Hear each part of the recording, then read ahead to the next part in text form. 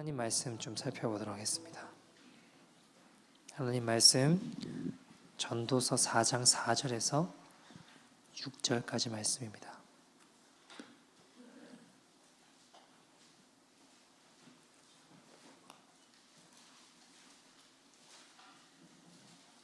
Galatians chapter 4 verse 4 to 6입니다. 전도서 4장 4절에서 6절 구약 성경 951페이지에 있습니다.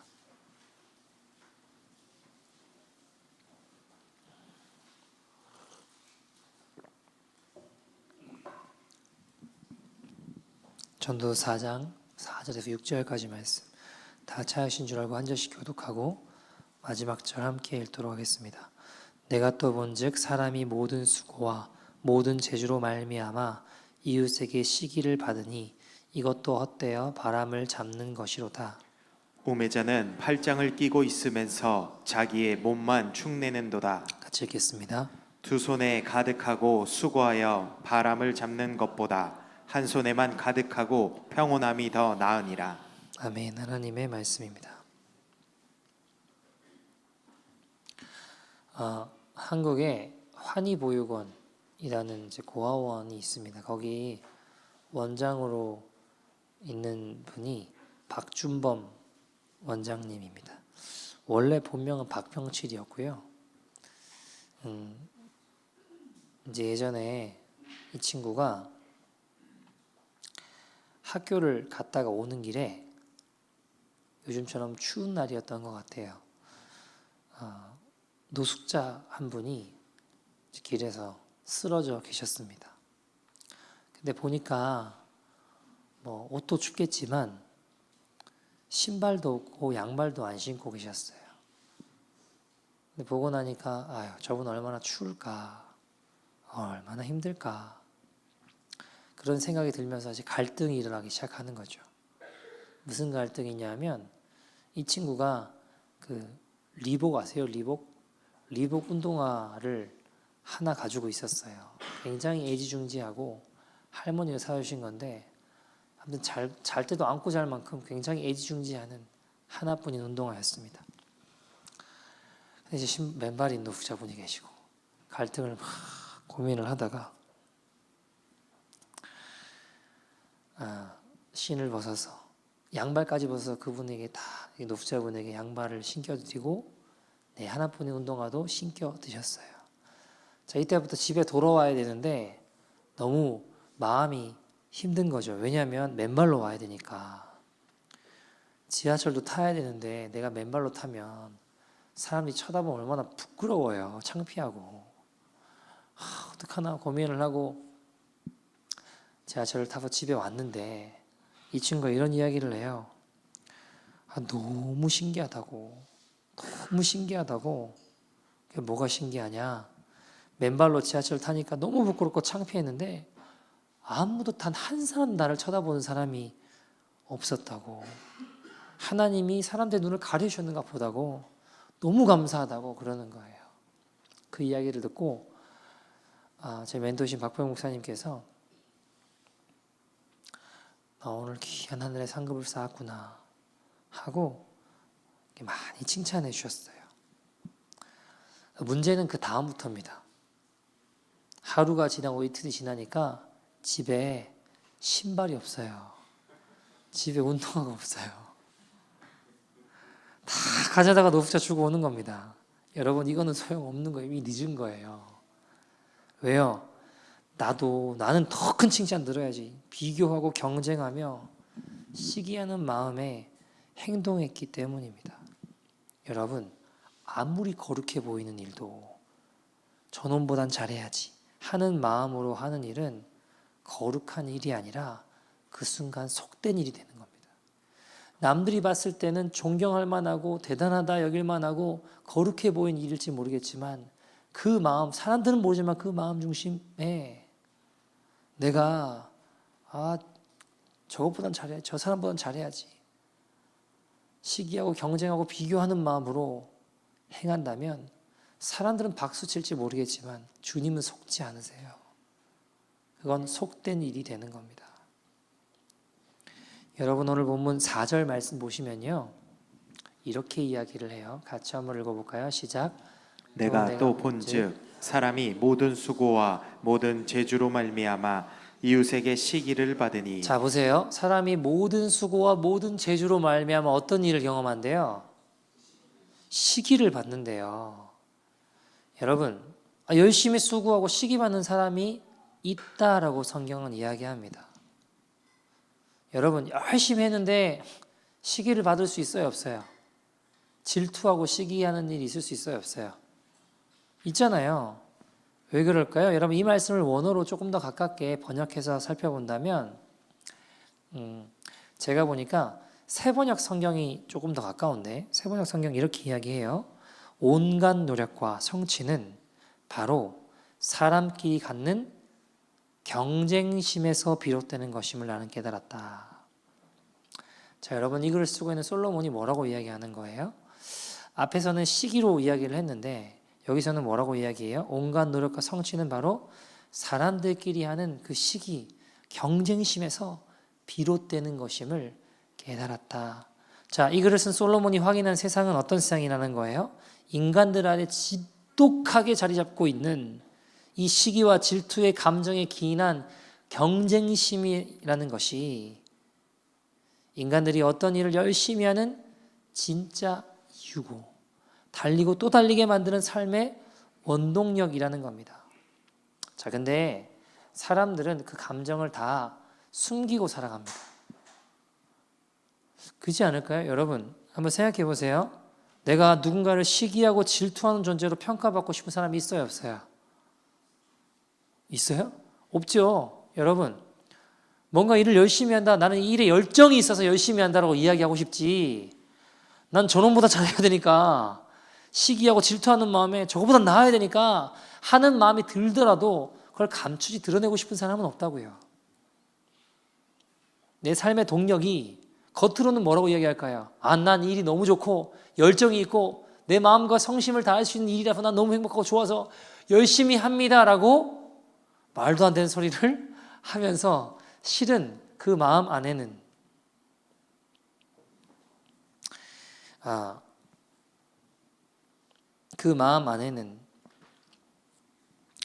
이런 시기심과 질투심에 기인한 경쟁심에 우리의 삶의 동력이 이 움직이고 수반되는 일들이 굉장히 많더라는 것입니다.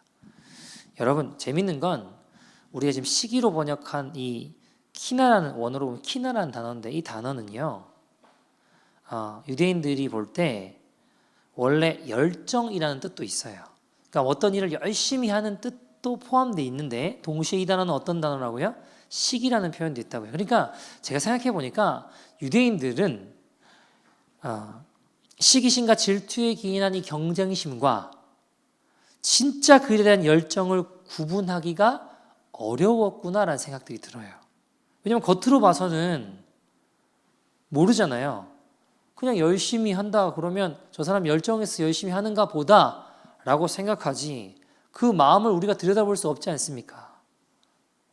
여러분 우리도 마찬가지 아닙니까? 한번 생각해 보세요. 겉으로 봐서는 내가 신고 있는 신을 노숙자에게 벗어주는 거 거룩한 일이 될 수 있죠. 그죠? 야, 참 마음 따뜻해지는 이야기고 어려운 사람을 돕고 하나님 오실 때 아름답고 거룩한 이야기일 수 있겠다. 거룩한 일이 될 수 있겠다. 다들 벗어주고 왔다니까요. 집에 신이 나만하지 않다니까 다 갖다 주고 와가지고.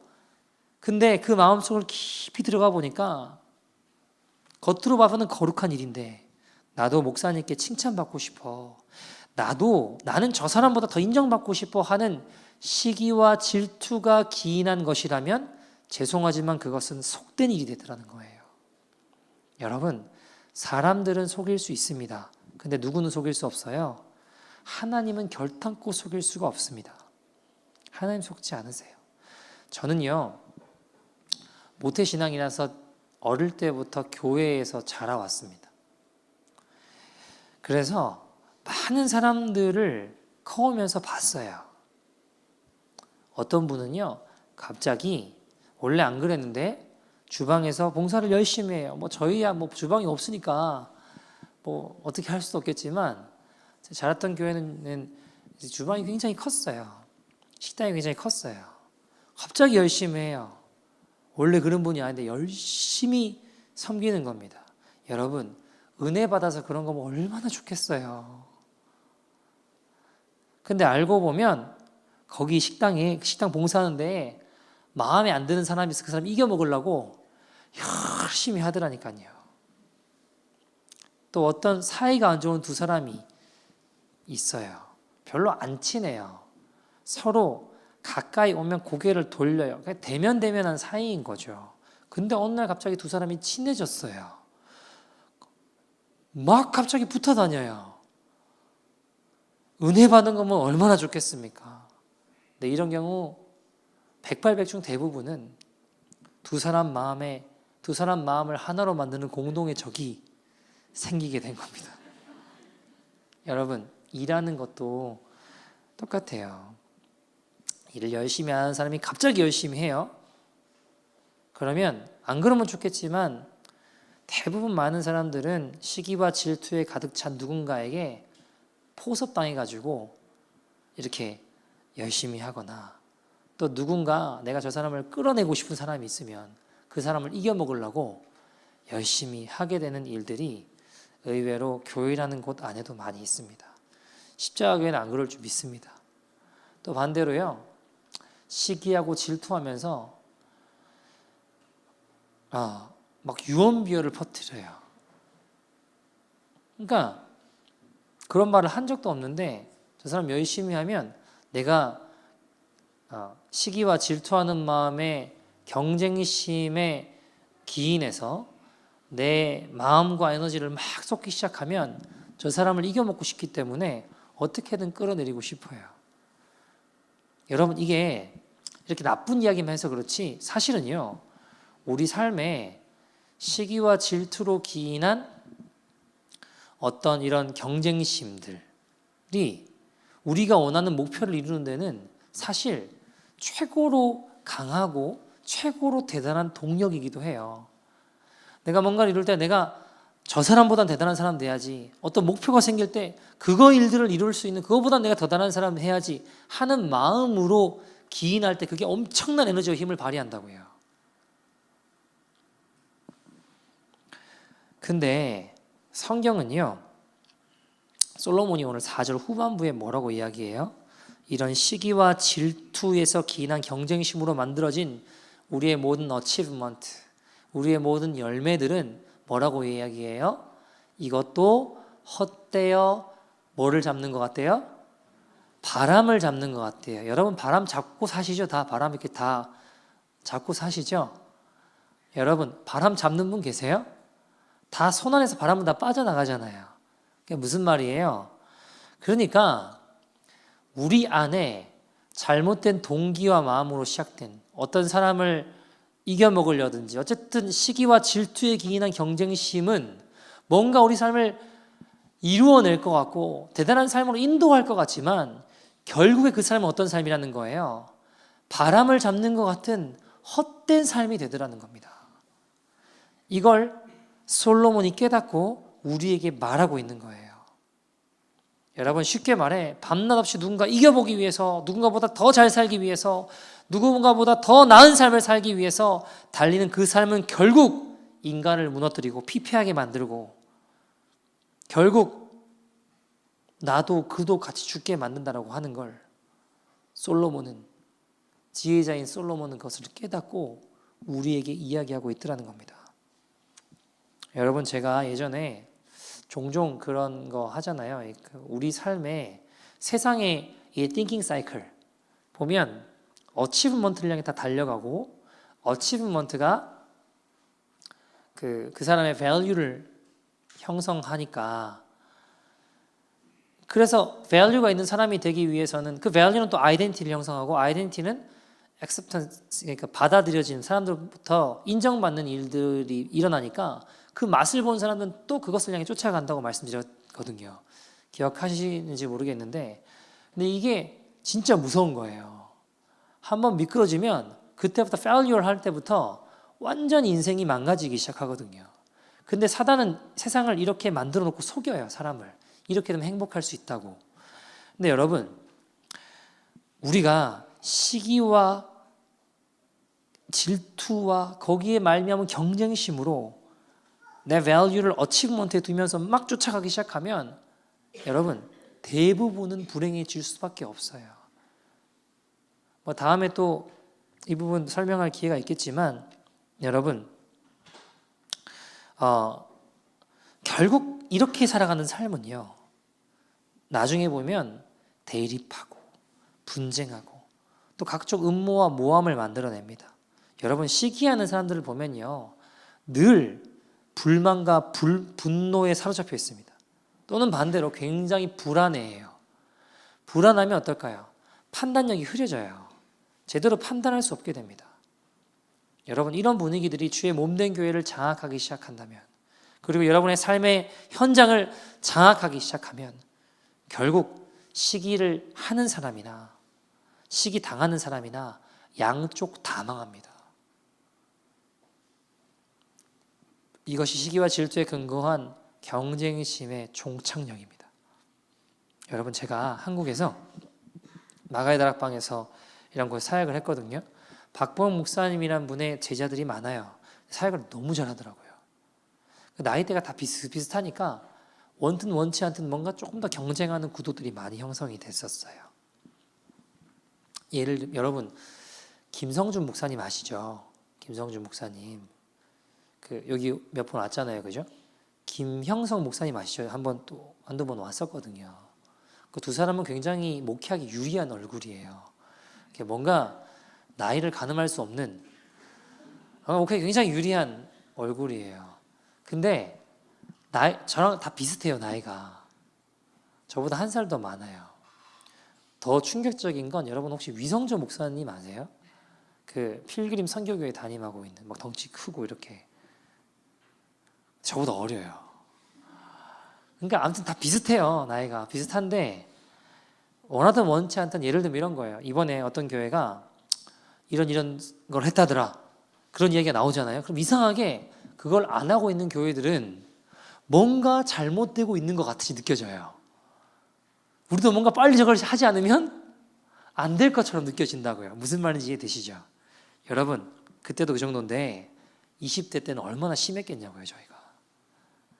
또 원치 않는 경쟁들을 하고 하루는요 박보영 목사님이 설교 때 이런 이야기를 하셨어요. 목사님 간증 많이 들어보신 거 있잖아요.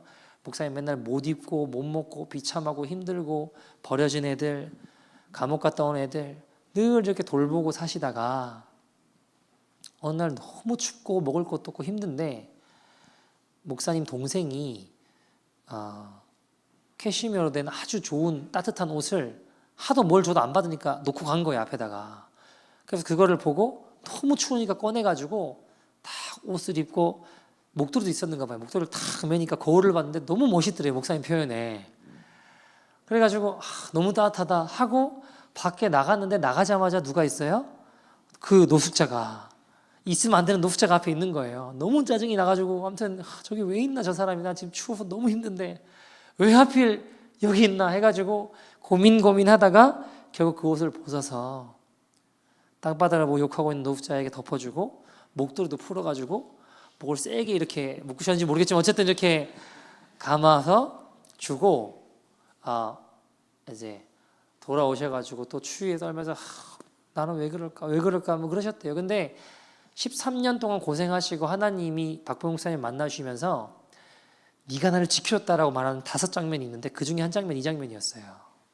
네가 나를 지켜줬으니까 지금부터 내가 너를 지켜줄 거야. 지금부터 내가 너를 세울 거야 하는 장면, 5장면 중에 하나가 그 옷을 벗어준 장면이었거든요. 그리고 주님의 인도하심을 받게 됐다 말씀을 전하셨어요. 자, 어떻게 됐을까요? 그 다음날 저희가 이렇게 10명 같이 공동생활을 했는데 외투가 싹 다 없어져요. 문제는 남의 것도 없어져요. 저는 준 적이 없어요. 근데 제 외투도 없어져요. 막 서로 난린 거예요. 여러분, 주의 종이라고 하는 전도사님들도 이러고 있는데 성도님들 오죽하시겠습니까? 어떤 분은요 직장에서 일하는데요, 그냥 일만 했으면 좋겠대요. 막 모여서 이야기만 하면 그게 없는 사람 욕을 그렇게 한대요. 험담하고 욕하고 또 어떤 사람 막 찍어 누르려고 하고 하지도 않은 말들 유언비어로 막 퍼져나가요. 근데 문제는 알고 보면 그분들이 다 집사님, 권사님, 장로님들, 심지어는 목사님도 있대요. 거기는 모든 구성원들이 다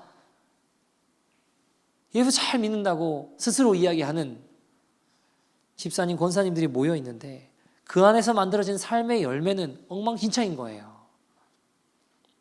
사람에 대한 질시와 미움이 끊임없이 발생하고 다 교회 다니는데 이 질투와 경쟁심에 기초한 이 일터는 하나님 나라가 아니라 또 하나의 무시무시한 지옥으로 바뀌어버리는 것이죠. 여러분, 뭐 남들 이야기할 거 우리도 한번 생각해 봅시다. 우리 주변의 친구들이나 뭐 지인 중에 나보다 능력도 없고 재능도 없고 실력도 없는데 그놈이 더 잘 살아요. 그럼 여러분 어떤 마음이 드세요? 야, 주님의 마음은 너를 사랑하고 축복한다. 할렐루야.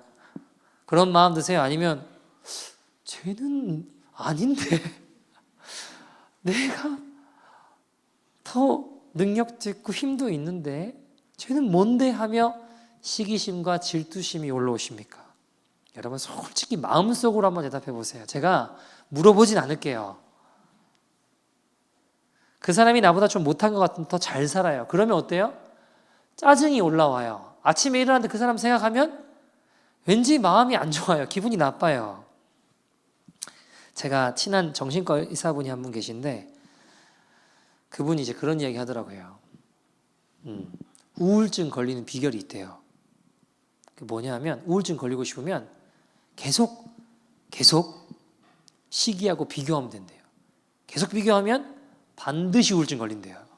우울증 걸리고 싶으면 계속 시기하고 비교하래요. 네, 여러분, 그러니까 이 시기심이 뭘 낳아요? 우울함을 낳아요. 이 시기심은 또 뭐를 낳을까요? 분노를 낳아요. 그 분노는 살인으로 이어지게 되는 경우도 많습니다. 근데 문제는요, 자기도 죽이고 남도 죽이는데 이걸 멈추지를 못해요. 여러분, 이스라엘 초대 왕이 누구죠? 사울 왕이죠, 그죠? 사울 왕에게 너무나 뛰어나고 실력 좋고 이스라엘 전쟁을 이스라엘과 블레셋이 됐건 어디가 됐건 전쟁 나가서 승전보를 안겨주는 다윗이라고 하는 장군이 있었습니다. 사울 왕 입장에서는 이스라엘을 부국강명 만들고 왕의 권위를 높이는 다윗이 고마운 사람일 수 있어요, 사실은. 근데 여러분 보세요. 그렇게 좋은 장수인데도 기껏 해봐야 그냥 동네 애들이 한 뭐 주영이만한 애들이 하는 말들 길 가다가 들었는데 사울이 죽인 자는 천천히요 다윗이 죽인 자는 만만이다. 그 말 한마디 듣고 열받아가지고 그 말 한마디 시기심이 발동을 하면서 거기에 꽂히니까 어떻게 돼요? 다윗을 죽이려고 하잖아요. 그러니까 시기와 질투는 분노하는 마음을 이끌어내고 그 마음은 결국 살인으로 이어지는 거예요. 여러분, 근데 사울도 체면이 있으니까 왕이잖아요. 우리가 그 속에 시기하는 마음을 들키고 싶어 해요? 안 들키고 싶어 해요? 안 들키고 싶어 하잖아요. 사울도 마찬가지예요. 그러니까 그냥 이 전쟁터 내보내서 제일 앞에 내보냈다가 죽어서 돌아왔으면 좋겠는 거예요. 자, 그런 딱 찰나에 뭔가 일이 벌어지는데 뭐냐면 사울 왕의 딸이었던 미갈이라고 한 친구가 있는데 이 딸이 누구를 좋아해요? 갑자기 다윗을 사랑하기 시작하는 거예요. 다윗이랑 막 결혼하겠다고 아니면 나 죽겠다 그러고 난리가 나는 거예요. 여러분, 아빠들이 딸을 못 이겨요. 그러니까 그 정도 되면 보통 대부분은 여러분 사위랑 경쟁해서 뭐 하겠어요. 그냥 딸이 사랑한다는 사람인데 뭐 결혼하면 사위랑 경쟁할 게 뭐가 있겠어요. 그냥 져주면 되잖아요. 그냥 이제는 죽이고자 하는 마음을 내려놓고 우리나라를 잘 이끌어달라. 전쟁을 잘 승리해달라 하면 얼마나 좋아요. 그죠? 근데 여러분 이 시기심 하나를 이기지 못하니까 딸하고 결혼하는 일도 다윗을 죽이는 기회로 삼으려고 하는 거예요. 사울 왕은. 어떤 일이 벌어집니까? 다윗이 그러거든요. 나는 가난한 출신이라서 감히 사울 왕의 딸과 결혼할 처지가 못 된다. 그러니까 사울 왕이 방법이 있대요. 뭐라고 해요? 블레셋 사람 표피 100개를 전쟁 나가서 표피를 100개 가져와라 그러는 거예요. 그러면 이놈이 죽겠구나 이런 거죠. 쉽게 이야기하면 알겠습니다 하더니 가더니 블레셋 사람 표피 200개를 가져와요. 다윗이. 그러니까 여러분 이게 인간이에요. 이게 인간이에요. 조금 딸하고 결혼하는 사건마저 죽일 기회로 이용하려고 하는 시기심이 벗어나지 못하면 여러분 이런 일들을 벌이는 게 인간입니다. 조금 다른 이야기일 수 있는데요. 시기심이 발동하면요. 어떤 분은 믿음 없는 분인데 그런 이야기 하는 분도 있어요. 야, 아무리 좋은 천국이라도 저놈이 가는 곳이라면 나 안 간다. 천국이라도 저놈이 가는 곳이면 나는 안 간다. 여러분 인간은 그런 존재입니다. 시기심에 사로잡힌 인간은 결국 사울처럼 망가집니다. 어떻게 망가지나요? 결국 사울의 인생은 다윗을 시기하고 질투하고 다윗과 경쟁하다가 자기의 전 인생을 소비해버린 서글픈 인생이 되고 결국 허망하게 길보아 전투에서 죽고 맙니다. 여러분 다윗 한 사람을 향한 시기심을 버티지 못하고 그 시기심에 붙잡혀 살다가 한평생을 어떻게 살아요? 염려와 걱정과 공포와 두려움과 때론 비굴함과 후회로 채워진 인생을 살아간 게 사울 왕의 인생이라는 거예요. 여러분 결국 그 시기심은 사울의 인생을 서서히 죽이게 만들어요. 우리도 마찬가지인데 서서히 주님을 보지 못하게 해요. 서서히 주님과 멀어지게 만들어요. 근데 여러분 사울은 왜 이런 시기심을 버리지 못했을까요? 이유는 간단해요. 우리도 마찬가지일 수 있는데요. 우리 안에 뭔가 어떤 걸 이루어내는 동력이 제일 쉽게 접근할 수 있고 그리고 가장 큰 에너지를 낼 수 있는 게 사실은 시기나 질투로 말미암은 경쟁심이에요. 에너지가 막 무한하게 발생합니다. 그냥 순수하고 선한 의도로 뭔가 동력을 이끌어내서 뭔가를 이루어내는 게 여러분 생각보다 쉽지 않아요. 근데 뭔가 저놈 나보다 별로 대단한 것도 아닌데 뭔가 잘하는 것 같아. 뭔가 성공하는 것 같아. 그러면 거기에 막 시기심이 발동해가지고 저놈보다 나아야지 하면서 막 뛰어가게 하는 그 마음의 이 동력은 우리가 생각하는 것보다 깊이 우리 인생에 들어와 있고요. 우리가 생각하는 것보다 깊이 우리 삶을 잠식시키고 있습니다. 여러분, 근데요, 중요한 건 솔로몬이 지혜의 왕이었던 솔로몬이 이 모든 일들을 경험해본 솔로몬이 이 시기와 질투에 의한 경쟁심은 결국 시기를 하는 쪽이건 받는 쪽이건 관계없이 양쪽 다 망하게 하고 죽게 하더라는 거예요. 그 모든 것이 헛되어 뭐라고 하죠? 바람 잡는 일이다 라고 우리에게 그걸 멈춰야 된다라고 말하고 있는 겁니다. 자, 그러면 여러분 어떻게 해야 될까요? 어떻게 해야 하면 될까요? 어떻게 해야 시기랑 질투가 우리의 동력이 아니라 거룩한 길, 귀한 길, 믿음의 길을 갈 수 있을까요? 6절에 이렇게 이야기합니다. 6절 같이 한번 읽어볼까요? 시작. 두 손에 가득하고 수고하며 바람을 잡는 것보다 한 손에만 가득하고 평온함이 더 나으니라. 자, 여러분 두 손에 가득 움켜쥐려는 인생은 결국 그 인생이 자꾸 움켜쥐려고만 하다 보니까 마치 뭐라고 표현해야 될까요? 스크루지 영감처럼 나는 뭔가 많이 움켜쥐는 것 같지만 그 인생이 평온함이 없고 불행하다라는 거예요. 근데 오히려 그 움켜쥐려는 두 손을 중에 한 손을 내려놓아서 그 손으로 나누면 오히려 뭐라고 이야기해요? 성경은 평온한 인생이 된다라고 이야기해요. 여러분 시기심으로 두 손 가득히 움켜쥐려는 인생은요. 여러분 잠언 보시면 잠언 14장 30절에 보시면요. 평온한 마음은 육신의 생명이나 시기는 뭐래요? 뭐를 깎는데요? 뼈를 썩게 한대요. 여러분, 뼈를 썩게 하는 게 뭐라고요? 시기라고 이야기해요. 시기를 가지고 두 손 가득히 움켜쥐려고 질투하고 경쟁심 가지고 쫓아가면 그 인생은 결국 비참한 인생이 되더라는 거예요.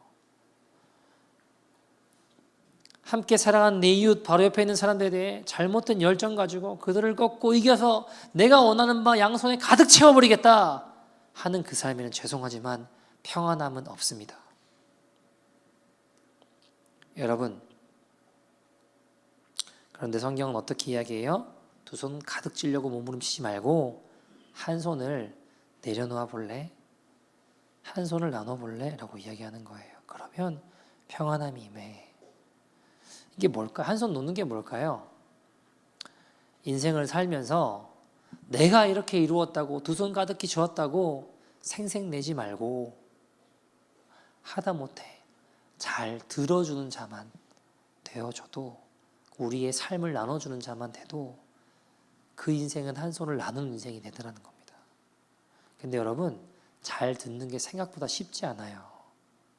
사람은요, 뭔가를 이루어내고 어치먼트를 이루어내면 어떤 마음이 드냐면 내가 이걸 이루었어 라는 자꾸 마음들이 든다고요. 근데 여러분, 그게 뭐 가정에서건 교회에서건 직장에서건 내가 다 했어 이런 태도를 가지면요, 주변 사람들이 질려버려요.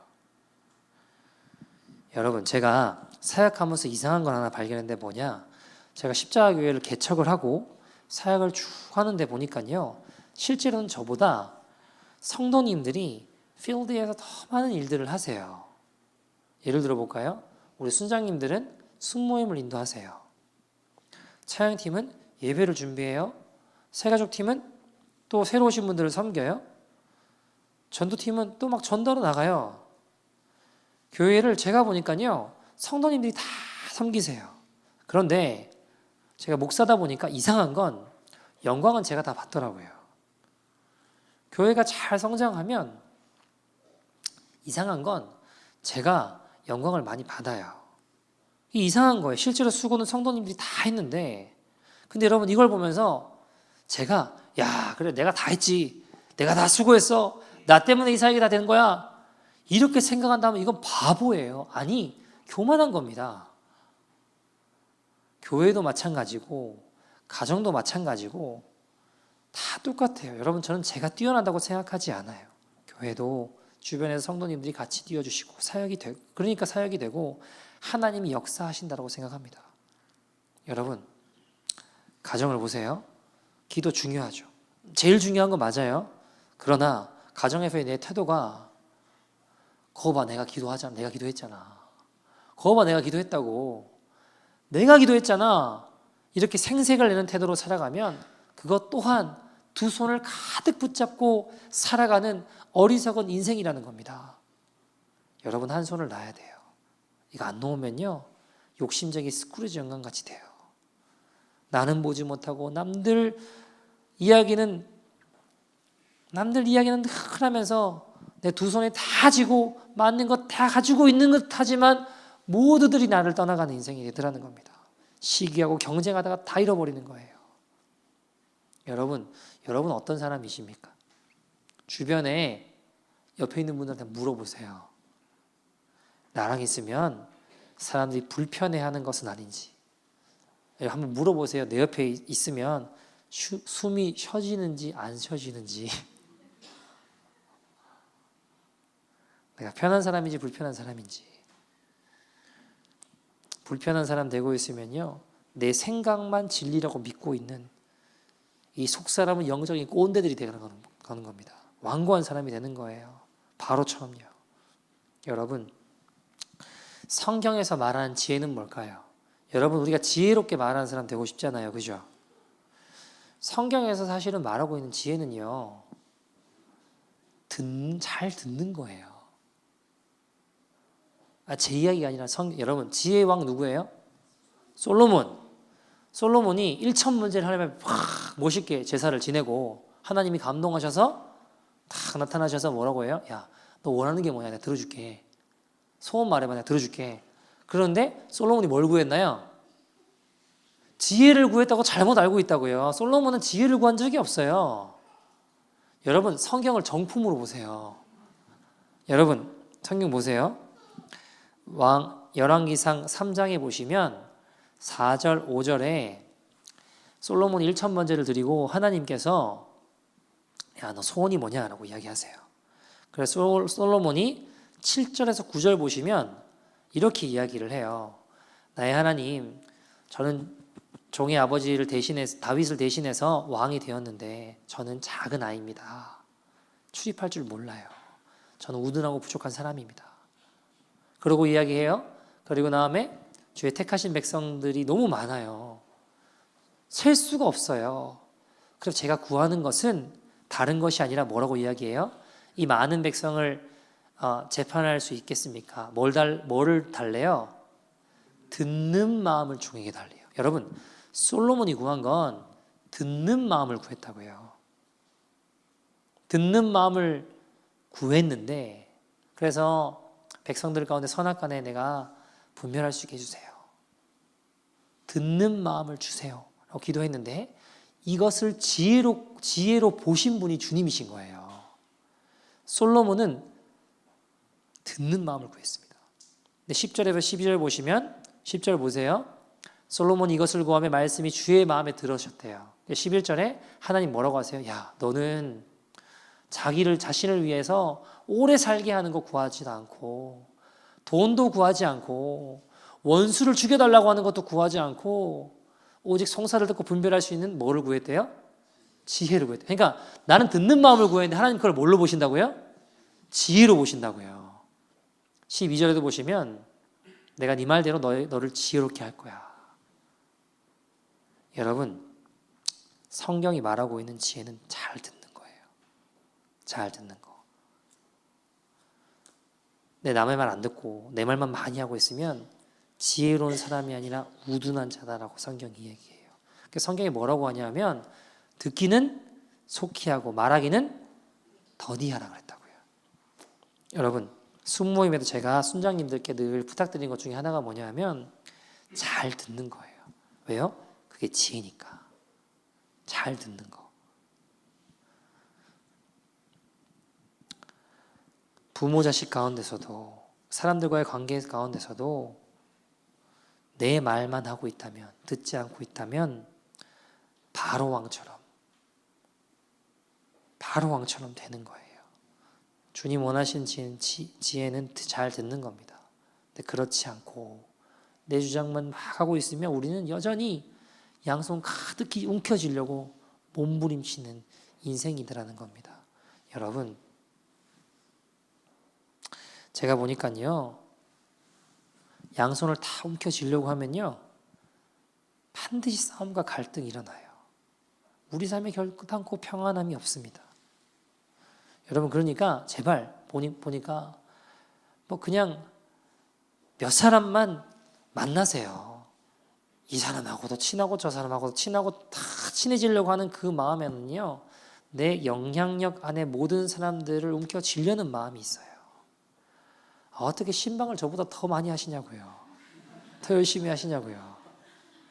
그 마음 안에는 어떤 마음이 있냐면 내 안에 다 언더 컨트롤 되고 내가 다 움켜쥐고 싶은 마음이 있더라고요. 여러분 내가 다 몰라도 괜찮고 내가 다 부족해도 괜찮은데요. 한 손 내려놓고 내 내려놓은 삶을 나눌 수 있는 인생이 되기를 소원합니다. 그것이 하나님 모실 때 가장 복된 인생입니다. 여러분 오히려 한 손 내려놓고 내 내려놓은 손으로 내 이웃과 내 주변의 성도님들을 축복하고 그 사람의 형통을 정말로 소원하고 축하하고 장려하고 격려하는 우리 성도님들 되기를 소원합니다. 여러분 내 것을 나누어 그 사람을 복되게 하는 일에 열심을 내십시다. 그 인생은요 하늘에 속한 위로와 은혜와 평안함이 주어집니다. 여러분 초대교회 아시죠? 초대교회 자기 것을 더 이상 자기 것으로 여기지 않고 아낌없이 사랑하고 나누었습니다. 여러분 인간은요 다 시기하고 질투하는 마음들이 자꾸 들어오거든요. 근데 성령이 충만하고 복음으로 정말 거듭나면 그 마음이 없어지는 거예요. 그렇지 않고서야 어떻게 내 것이라고 주장하지 않고 나누고 또 나누고 섬겼냐고요. 초대교회는 그것이 이루어졌다니까요. 여러분, 서로 잘 되기를 진심으로 바라고 마음을 다해 형제가 형통할 수 있는 열어주는 거, 거기에 내 인생을 쏟아붓습니다. 이거는요 오로지 복음만이 이루어질 수 있는 겁니다. 진짜 복음이 약동할 때 나타나는 삶의 열매라는 것입니다. 여러분, 그걸 보고 세상은요 진짜 하나님 살아계시는구나 라고 이야기하는 거예요. 틈만 나면 싸우고 다투고 시기하고 질투하고 경쟁해서 누구 이걸 먹으려고 하다가 세월 다 보내고 있다면 우리의 삶은 두 손 자꾸 가득히 움켜쥐려는 인생이라는 것입니다. 여러분, 지금은요 초대교회랑 다르게 세상이 교회를 굉장히 지탄하고 비난하고 욕해요. 근데 그 욕을 가만히 들어보면 대부분 뭐라고 이야기하냐면요, 나도 교회 가봤다 이거예요. 나도 교회 잠깐 가봤는데 야 니네들 겉으로는 거룩한 척 하더니 속에는 세상보다 더 경쟁하고 치열하고 깔아뭉개고 짓밟고 은근히 뒷담화하고 편가르고 무례하고 상처만 주는 그런 것이 교회더라. 세상이 이렇게 교회를 평가합니다. 여러분, 우리 십자가 교회가 이런 문화를 종식시키는 교회 되기를 소원합니다. 그것이 오늘 솔로몬이 우리에게 던지는 메시지입니다. 여러분, 사람이 진짜 웃긴 게 뭔지 아세요? 사람은요 내가 할 수 있는 수단과 방법을 다 동원해서 경쟁을 하든 뭘 하든 어쨌든 시기를 하건 질투를 하건 그렇게 해서 내 삶을 가꾸고 내가 나를 위해서 나를 만족시킬 때 내가 행복하다라고 행복이 찾아올 것 같아요. 근데 아니에요. 결국 그 인생도 고립되어지는 자리로 내 삶이 몰리게 되어져 있습니다. 왜냐하면 여러분, 하나님께서 우리를 지으실 때 다른 사람을 섬기고 사랑하고 다른 사람의 필요를 채워주고 다른 사람에게 내 인생을 내어줄 때, 그 인생을 잘 들어줄 때 우리 영혼이 가장 만족하고 가장 큰 기쁨을 만드는 존재로 우리를 지으셨기 때문이에요. 우리를 그렇게 설계하셨기 때문이에요. 여러분, 그래서 우리가 이 길을 걸어가는 저와 여러분 되기를 소원합니다.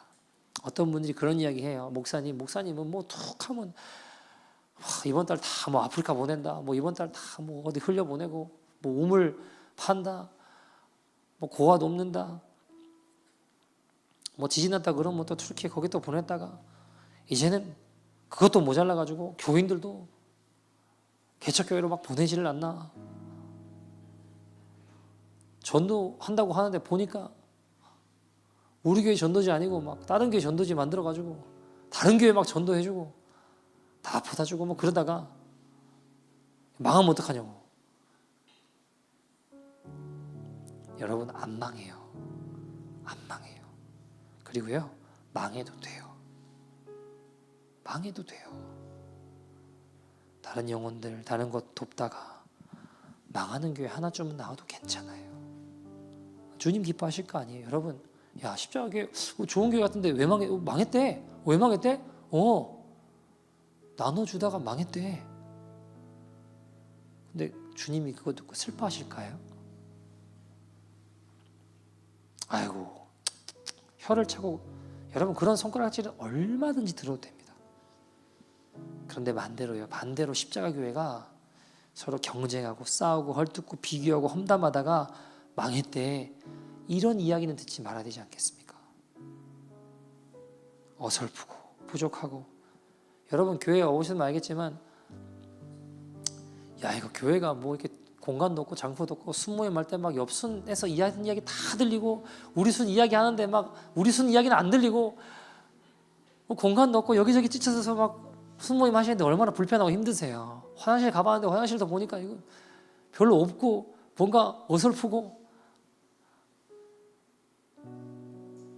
여러분, 이런 거 저런 손가락질 얼마든지 받아도 됩니다. 근데 이런 건 받는다고 해도 우리가 모이면 서로를 위해서 기도하고 우리가 모이면 서로를 위해 주고 서로 사랑하고 서로 섬기는 공동체가 된다면 세상이 이 공동체를 어떻게 이길 수 있겠습니까?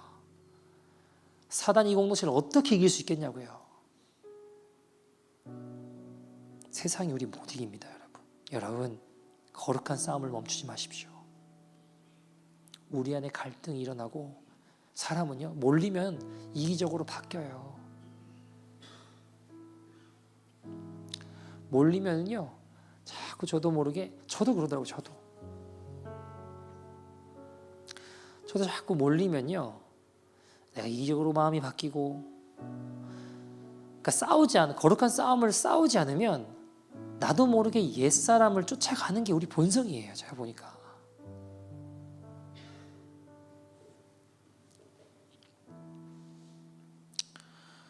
제 아내가 어제 아파가지고 아파서 조금 힘들어했는데, 근데 막 너무 아파하니까 제 마음에 이게 제 동력과 마음들이 좋은 마음이 아니고요, 막 별의별 생각들을 막 다 해내요. 이 병원 아니고 다른 병원이었으면 더 어떻게 된, 아무튼 별별 생각을 막 이 병원이어도 이게 문제고 저게 문제고 안 해야 되는 생각들을 제가 막 굳이 하고 있어요. 하나님 앞에 기도하고, 하나님, 그러니까 제가 뭘 깨닫냐면, 사람은 고난이라는 거 앞에 이렇게 한없이 무너지는구나. 아니 뭐 여러분은 아닐 수 있는데 제 마음을 제가 좀 보니까 고난이라는 것 앞에 아무것도 할 수 없구나. 그러니까 하나님 의지할 수밖에 없는데, 하나님 자꾸 의지할 수밖에 없는 상황인데도 제 마음의 수와 마음들은 자꾸 다른 것 찾아내고 보고 하더라고요. 제가 보니까. 여러분 이야기가 좀 옮겨졌는데, 여러분 우리가 거룩한 싸움을 멈추지 않는 공동체 되었으면 좋겠어요. 시기와 질투로 인한 경쟁으로 두 손 가득히 움켜쥐려고, 이건 안 된다고, 이건 안 됩니다 이러고 수구리 영감처럼 주변 사람을 다 떠나는 공동체가 되는 것이 아니라 한 손 내려놓고 그것을 다른 사람을 위해 내어십시오. 우리의 삶을 내어십시오. 그때 우리의 삶에 어떤 기쁨과 영광과 즐거움이 자리 잡을 수 있는지 주님이 오늘 우리에게 도전하시는 거예요. 여러분, 제가 여러분 도전합니다. 시기심은 예수님과 우리를 자꾸 멀어지게 만들어요. 주님을 보지 못하게 만들어요. 그러면요, 문제가 시기를 받는 사람이나 하는 사람이나 둘 다 죽어요. 사랑하는 여러분, 뼈를 썩게 하는 시기와 질투를 버리고 내려놓은 한 손으로 오히려 원수 같았던 그 사람을 축복해 보십시오. 하나님이 진짜 누구를 축복하시는지 여러분 보시라고요. 이제 움켜쥐려고 했던 한 손을 내려서 저놈 진짜 밉다, 원수 같았던 사람을 오히려 축복해 보세요. 하나님이 진짜 누구를 축복하시는지, 하나님 어떤 분이신지를 맛보아하십시오. 여러분, 제가요 여기서 목회한 날 동안 저희 인생 여러분이나 여러분들 사랑하고 섬기다가 병들고 탈탈 털리다가 제 인생 여기서 마무리 지어도 좋습니다. 아니 소원합니다. 저는 그 길을 가겠습니다. 거의 끝까지 걸어가서 천국 한 복판에서 우리 주님 만나 뵈없는 저와 여러분 되기를 소원합니다.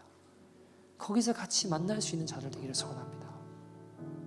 영원히 가장 복된 길을 걸어갈 수 있는 그 길을 향해 우리의 삶을 나누고 우리 인생을 나눠 하나님 그 인생 가운데 어떻게 역사하신 하나님이신지를 볼 수 있는 그 믿음의 인생들이 저와 여러분 되기를, 우리 십자가교회 되기를 간절히 소원합니다. 우리 함께 이 찬양하고 기도했으면 좋겠는데요. 주의 도를 버리고 헛된 꿈을 쫓던 우리들, 하나님 시기와 질투와 경쟁심으로 나아갔던 거짓과 교만한 마음 용서하여 주십시오. 하나님 주의 긍휼하심으로 우리의 부끄러운 삶을 새롭게 하십시오. 오늘 이 시간 오셔서 하나님 잘못된 것으로 이루어졌던 나의 삶의 모든 부분들을 성령의 불로 도말하여 주시고, 이 시간 우리의 마음을 새롭게 하여 주시고 우리의 영혼을 새롭게 하여 주셔서 주님 사랑하는 마음으로 걸어갈 수 있는 거룩하고 한 손을 내려 나눌 수 있는 믿음의 인생 되게 하여 주옵소서. 우리 결단하는 마음으로 함께 찬양합시다. 주의 도를 버리고 주의 도를 버리고 헛된 꿈을 쫓던 우리들, 헛된 꿈을 쫓던 우리는 거짓과 교만한 거짓과 교만한 마음을 용서하여 주소서. 하나님의 율로 하나님은 율로 부끄러운 우리 삶을 덮어주소서. 우리의 소망, 우리의 소망, 우리의 구원, 주께 간구합니다. 주님 성령의 물로 가지고 나만 바라보고 나만 생각하는 내 가족과 내 것만 펴지려는 우리의 완악한 마음을 불태워주시고 하나님의 영광을 내려놓고 우리의 영혼을 새롭게 하셔서 나의 삶을 나눌 수 있는 믿음의 인생 되게 하셔서 새롭게 하소서. 성령의 물로 성령의 불로 나의 맘을 태워주소서. 성령의 물로 성령의 우리 나의 마음을 새롭게 하셔서 나의 영혼 새롭게 하소서. 사랑하는 여러분, 저도 고난 가운데 딱 서니까요 다른 거 안 보이고 제가 이기적으로 바뀌더라고요. 내 고난만 보이고 내 상황만 보이고 다른 것들은 별로 생각하고 싶어지지 않더라고요. 내 상황만 움켜쥐고 이것만 해결되면 좋겠다, 다른 거 쳐다보지도 않게 되더라고요. 여러분, 부끄러운 저의 고백이지만 비단 저만의 이야기입니까? 사랑하는 여러분, 모두가 똑같이 이렇게 살아갑니다. 모두가 똑같이 이렇게 나만 붙잡고 내 가족만 붙잡고 내 일들만 붙잡고 살아가려는, 두 손 가득 움켜쥐려는 세상 가운데 하나님, 내가 오늘 한 손을 내려놓겠습니다. 거룩한 손을 내려놓아 나의 삶을 나누고 주의 사랑을 증거하고 주님의 은혜만을 끼칠 수 있는 거룩한 믿음의 백성들 되게 하여 주시옵소서. 그리고 주님께서 우리의 삶을 어떻게 인도하시는지, 우리의 삶을 어떻게 역사하시는지를 볼 수 있는 거룩한 믿음의 자연을 되게 하여 주시옵소서. 우리가 다시 신령한 마음으로 주의 이름 부르고 통성으로 기도하겠습니다. 주여!